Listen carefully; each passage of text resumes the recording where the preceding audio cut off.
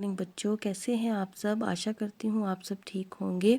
आज हम अपने व्याकरण का जो है वो विषय पढ़ेंगे और उसका नाम है पर्यायवाची शब्द। पर्यायवाची शब्द को हम एक और नाम से जानते हैं, पर्यायवाची शब्द, या फिर आप बोल सकते हैं इसको समानार्थी शब्द। समानार्थी शब्द, अब मैं आपको बताती हूँ ये होते क्या हैं। समान या एक जैसे अर्थ वाले शब्द पर्यायवाची शब्द कहलाते हैं, जैसे मित्र, सखा, दोस्त, साथी। नाम अलग है परंतु अर्थ समान है, इसलिए इन्हें समानार्थी शब्द भी कहा जाता है। ठीक है, मैं आपको बच्चों इसके कुछ उदाहरण देती हूँ जिससे आपको ये अच्छे से समझ में आ जाए। जैसे आज पाठशाला की छुट्टी है, आज विद्यालय की छुट्टी है। ये दोनों एक समान ही हैं। ठीक है बच्चों, पाठशाला हो या विद्यालय हो। अनिल मेरा दोस्त है, अनिल मेरा मित्र है, ये दोनों एक समान है।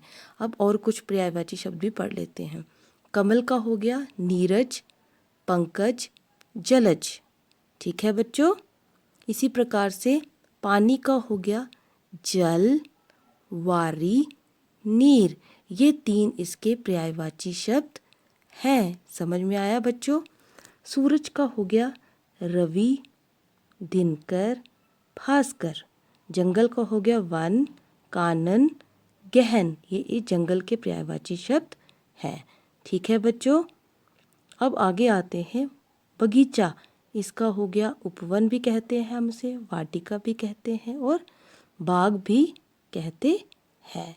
ठीक है बच्चों, चांद को हम शशि भी कहते हैं, चंद्रमा भी कहते हैं, चांद भी कहते हैं। फूल को हम कुसुम भी कहते हैं, सुमन भी कहते हैं और पुष्प भी कहते हैं। ठीक है बच्चों, यह है तो फूल ही। हाथी को हम गज भी कहते हैं, हस्ती भी कहते हैं और मतंग भी कहते हैं। ये बच्चों हाथी के नाम है अलग अलग। आकाश को हम नभ भी कहते हैं बच्चों, गगन भी कहते हैं और अंबर भी कहते हैं।